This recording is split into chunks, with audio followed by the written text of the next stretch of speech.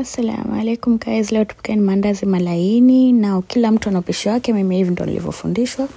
Anyway, so what I'll do first, hapa sijaonesha hiyo part, nimechemsha mafuta yakawa moto. Nitaandika pia mafuta chini, alafu nikatia kwenye unga wangu, nikavuruga mpaka ikachanganyika. Katia sukari, iliki, hamira, alafu kitu chochote cha unga, tia baking powder kidogo na chumvi kidogo sana, nikachanganya yote. Halafu nikatia maji, nikaanza kukanda.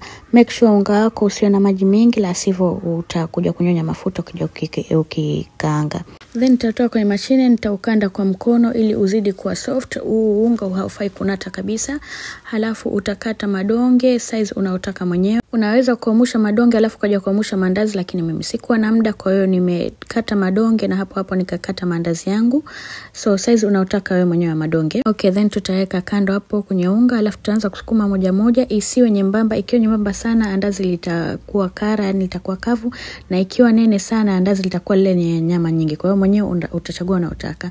Iwe size tu. Halafu nimekata hivyo nusu, halafu nikakata tena nusu yake kwa kupata ile shape ya mandazi, lakini ukiwa unataka shape nyingine pia fanya hivyo. Nitaweka umuke, na yakishaumuka nitaweka mafuta kwenye karai. Yakishapata moto nitatia mandazi, na mandazi yangu yakianza kuvimba tu hivyo bofu unageuza hapo hapo asije yakapasuka.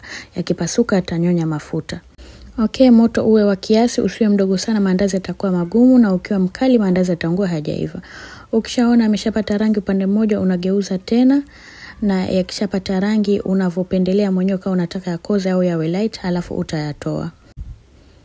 Ila mimi napenda rangi iwe namna hii, yani inavutia sana. Unaona yakiwa yameiva vizuri yanageuka vizuri tu, na mandazi yetu yako tayari. Enjoy na chai na maharage unayotaka mwenyewe.